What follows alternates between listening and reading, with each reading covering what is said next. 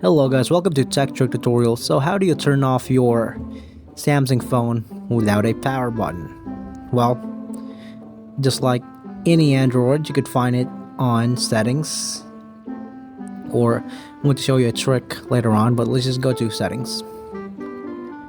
Go to the search bar so you don't have to scroll down, search. So go ahead and screen off. Click on this one. If your power button is off, that's it. You could adjust the time here.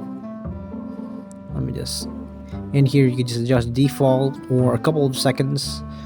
You could just basically do it from here, like screen off, sort of thing.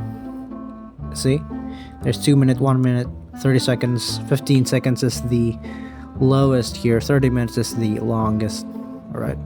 And like any Androids, there's an accessibility button here where you can basically do everything like lock screen, power off, without your power functionality problems. That's just basically how to do it. Thank you so much for watching Tech Trick Tutorials, and you guys have a nice day.